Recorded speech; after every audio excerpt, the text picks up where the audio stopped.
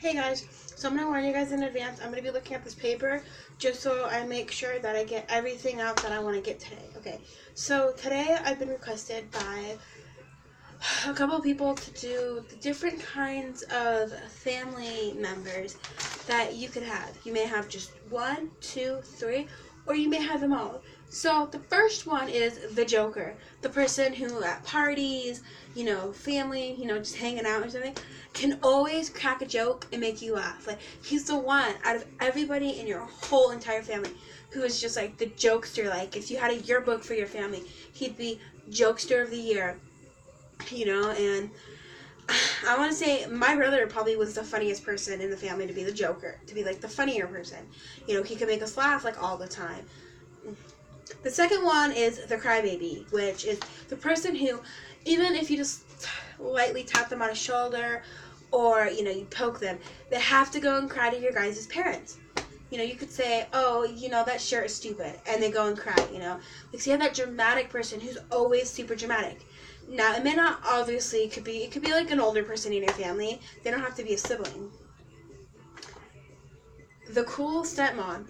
So if your parents are split apart, you may have a stepmom and a stepdad. You may have that cool stepmom who you're like, I love this person, they're the greatest person on earth, they're better than my real mom, this or that, or, she could just be the better person. Now, the next couple are really, like, deep. The beater. Now, your brother may beat on you, whatnot. Another one is maybe you see your parents, like your mom, getting physically beat, or it could be the other way around. Your mom's physically beating your dad, and at a young age you may not know what to do when it comes to seeing that happen.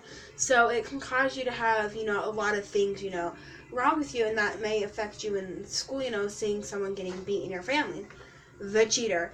Now, your mom, your dad, your aunt, your uncle, your grandma, grandpa could be the one doing it. You could have someone who's been cheating in the family, like your mom could be cheating on your dad with another man or a woman, or your dad could be cheating with another man or woman, and it could hurt you because it could jeopardize the love of a family that you guys can have, because it could cause them to end in divorce. The next one is the liar. Is when, like, you have a parent who may be doing something that they shouldn't be doing, and they're always lying. They're always telling a lie to the point where you can't even tell if ever they're telling the truth. The crazy grandma. Now, you can have a crazy grandma in, like, a cool way, or you can have, like, the crazy grandma, who goes insanely crazy. But, you always have that grandma who's always going to act a little bit crazier than your other grandma. The mean mom or dad. The mean mom or dad is something that I actually have been dealing with since I was 13. It could be where, like, you could have it, like, going back to the beating, where, like, you could have, like, the man is beating your mom, and, you understand at your age that this is wrong, so, your mom's letting this happen, so you go, and you talk to your mom, and you're like, Mom, I know that you want to be loved by someone. I know you want to be married, but this guy just isn't good for you. He's physically, mentally, emotionally abusing you, and it's just not right.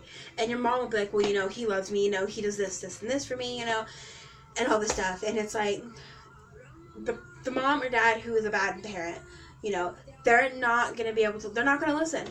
Whatever you say is not going to get through to their head. Trust me, I've been there. I've been with that struggle. So I totally understand. Now, the last one is step-siblings. You may have a stepsister or stepbrother, you may have a stepsister and one, so you may have both or one or the other.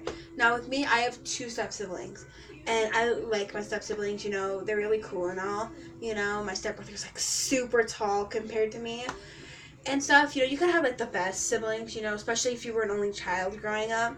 I had a brother growing up, but if you're, like, an only child and your dad remarries, or your mom, and they end up with stepkids, now you finally get those siblings, you might have always wanted, and having step-siblings isn't all that bad. Sometimes it could be the best thing for you, because you can have that sibling, if you're an only child, to talk to like you've never had for no matter how many years you've been alive, and I remember when my stepbrother Christian was living with my dad, I remember we used to have talks about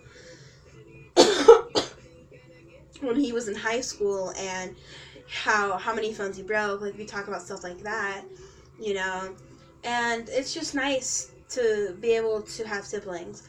Now, these aren't all of the different kinds of family members in your family. There are probably tons of more, but this is all that I could think of. Now, I want you in the comments below to comment which three are the most common you see in your family. Well, thank you guys for watching.